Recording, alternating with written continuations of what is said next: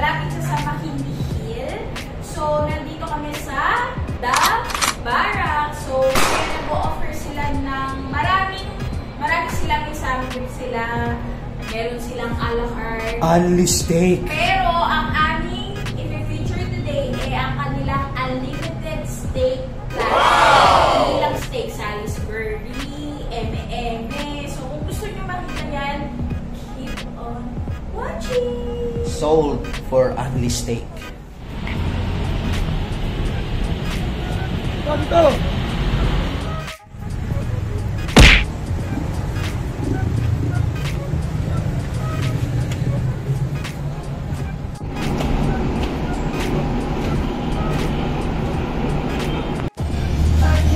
Okay na po. Hey guys, good morning. So, nandito tayo sa The Barracks. So, nandito kasama natin ng napakagandang si Miss Princess. So, i-explain niya ang pakay natin dito is, ayan o, nababasa niyo ba yan? Unlimited steak. So, Miss Princess, paano ba ng mechanics nito? So, 599 siya, automatic. Yes, sir. 599 okay. Per person po. May kasama ng Salisbury, wings, rib, pork ribs, Thai chicken, french fries, gravy. Okay, may isa akong tanong. May kanin ba? Meron, sir. Unlimited din po yung kanin. Kasi walang rice na nakalagay. Pero unlimited din po yung rice. Dash rice. May kasama din po siyang rice. Kung gusto nyo mag-rice. Okay. Then, may 1 serving pesto pasta po kami. Then, may 1 kitchen kaming iced tea for 2 person na po. Kasi 1 glass lang po pag 1 person. Walang asin. Wala. Hindi, joke. Tapos, ano yung mga choices of steak? Ayan, ma'am. Mamimili po kayo kung anong gusto nyo. May ribeye, porterhouse, and T-bone po. Okay. Kung ang unang order nyo ay napili nyo yung ribeye, kung gusto nyo refillan, kung gusto nyo matikman yung iba, pwede naman pong palitin ng porter. Kung gusto naman po, T-bone. Kung gusto nyo pong matikman yung Okay. Then, pag meron din po kami, kung gusto nyo matikman yung sausage namin, may additional pong 150 pesos. Sige, okay lang yan. Walang problema yan. Kahit 300 pa. Oh, ba? Ayun. Joke lang. So, ano, game na. Pero yung pasta namin, sir, 1 serving. Oh, okay. Sige. Ito talaga yung half Then, lahat yan, sir, Ali. Okay. Okay. Anli nyo, anli.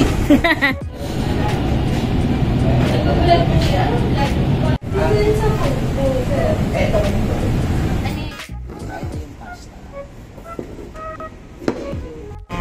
Pag dumating na yung Okay guys, so titikman natin yung 1 free round of pasta. So this is a chicken pesto. So titikman natin to. So may mga Amuyin mo muna. mabango. Amoy ano siya? Amoy ano? Hindi, amoy mayaman. Then, ano siya, parang maano mo siya na Italian yung smell niya. Pasta. Tsaka maamoy mo yung pesto niya talaga. So, meron siya mga chicken cubes. Ganyan. Huwag mo na yung pasta. Tikman na natin yung steak. Bagal din eh.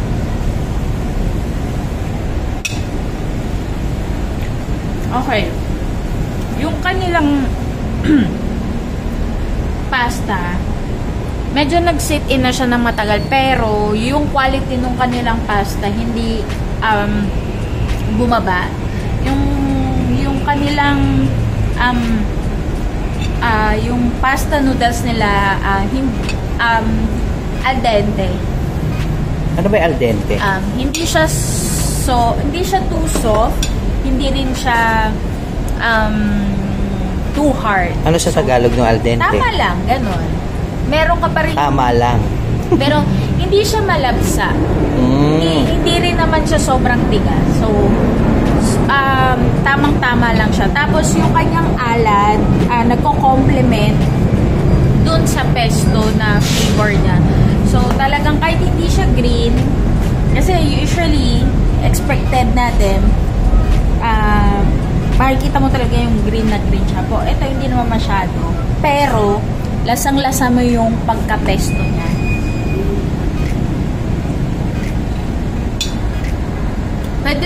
Pwede siyang lumaban sa mga Sbarro. Oh. Actually. I-rolyo mo nga ako. Masarap siya. Rolyo. Rolyo pa.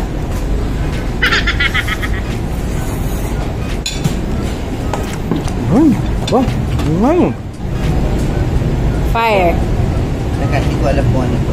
Wait lang. Teka. Kadali. Hindi ko alam kung anong tumang to. Ito yung rib eye. Tama? Ito. Yung pork ribs. Yung pork ribs. Ito. Yung Salisbury. Ito yung Okay. Salisbury. Tapos ito yung chicken. Thai chicken. Saan yung kote ko? Ay, ko na ba? So guys, ito na yung hinihintayin kong platter. So, lapit mo kan. Lapit mo. So, nandito si rib eye. Tapos nandito si pork ribs barbecue. Okay? So, mukha naman siyang binarbecue. Tapos, ito si Thai chicken wings. Tapos, ito si Salisbury steak. Kanina pa ako nang gigil dito. Ayan. Yan. Technique. Huwag mo muna siya isaw-saw sa gravy.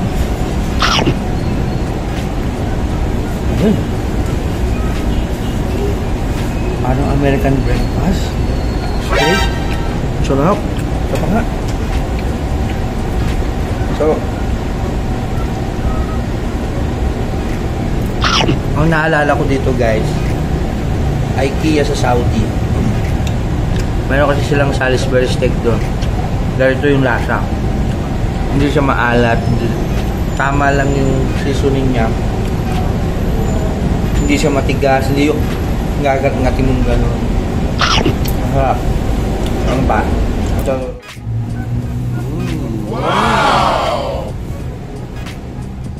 Okay guys, so punta na tayo sa kanilang rib eye. Rib eye, ano? pork steak. Ay, Pork ribs. pork ribs pala. Okay.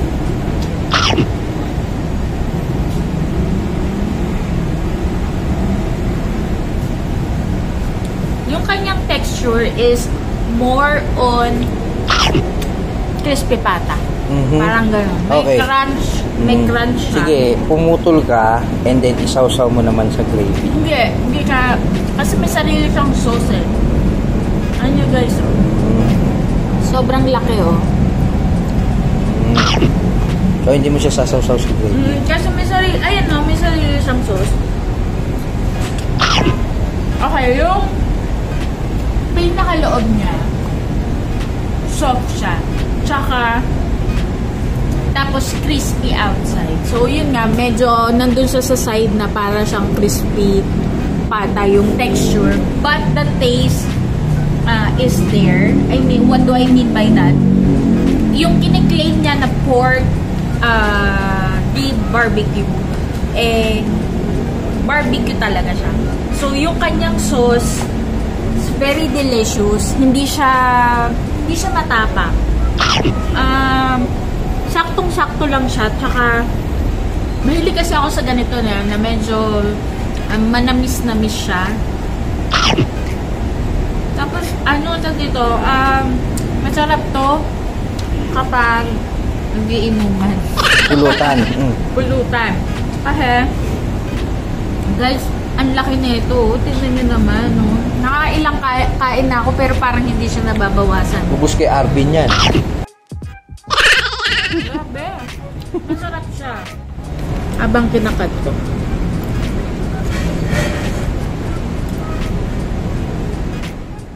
Okay, so, pupusin na tayo sa kanilang.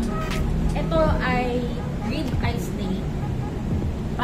Maraming, like na sinabi ni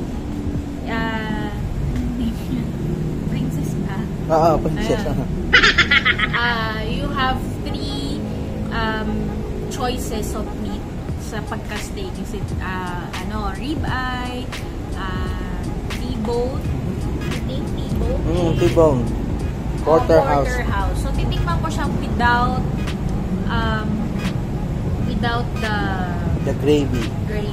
So, ay! Nahulog! Ayan. So, tikman natin.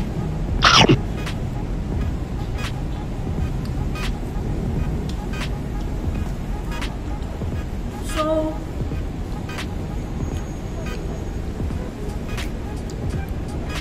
yung pagka-steak niya, hindi siya yung baka kasi nag-expect kayo ng alam mo yung mga nasa Mamus, nasa Wagyu, yung mga ganun, hindi. Since unlimited siya, very decent naman yung kanyang dito, softness, and then Tenderness. Oo. Tapos kasi manipis lang siya, hindi siya katulad nung mga nabibili mo outside. Na Kasi makakapal unlimited talaga. naman siya. Pero for its price, para sa akin, sulit siya. Kasi unlimited, you have everything. You have dito yung pork rib, tapos meron ka pa na ito. So, hindi na rin masama.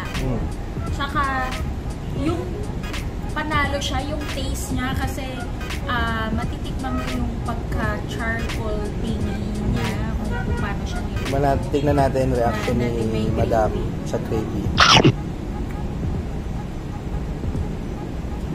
Ayun nga. Tinapos na ang laban. Kasi yung kanilang gravy is sobrang sarap. Nagko-complement siya dun sa meat na meron silang in-offer, yung kanilang steak. Very tasty. Hindi siya nakakaumay. Parang meron siyang distinctive taste na never ko pa natikmang gravy sa buong buhay. I swear. Hindi siya katulad ng, hindi siya yung ay, lasang KFC, ay, lasang Jollibee. No. May sarili siyang identity. Recipe. Oo, may sarili siyang identity. And then, Go. French fries. Sarap. Hindi siya matigas, hindi siya malambot. Sakto lang. Al dente. So, titikman na natin yung fried Chicken. fried chicken, hindi chai. Chai tea yung sinasabi mo. So, ano to? Thai. Fry nga. Pero ito, leg part. Thailand yata Alam ko, niloloko lang kita. Okay.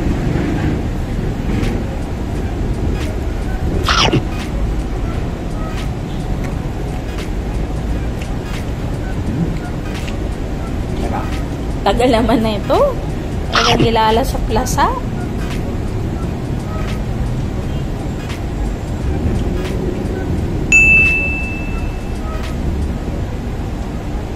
Chicken nila na Thai.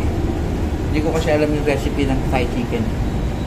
Pero dito sa version nilang Barracks, para siyang honey dip chicken. Ama, na-miss.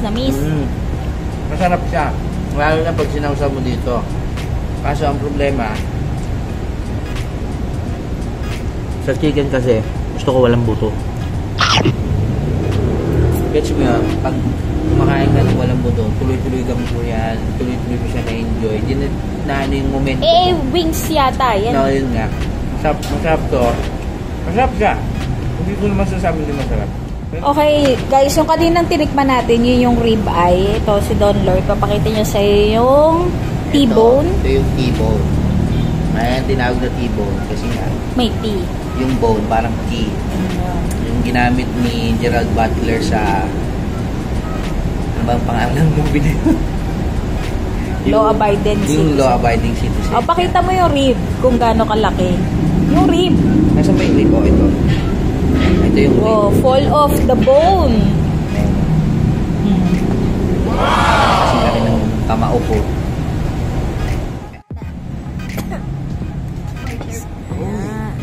Second. Thank you. Oh, laki. Don Lord, nung dumating yung set ng steak. Bumahalimuyak. Ang bango, super, kung andito lang kayo, super bango guys. Ayan, oy, Diyos. Go! Dito pala guys, so kuyari magpaparefill kayo ng... Ang daming ubos eh. Magpaparefill kayo ng platter. Kung ano lang yung Kung gusto ano lang mo. yung gusto nyo, pwedeng yung porterhouse lang, pwedeng yung Salisbury lang. Hindi naman kailangan na lahat palitan. So, mamimili lang kayo kung anong gusto nyo. So, yan. Grabe, mahalimuyak yung ano, bango.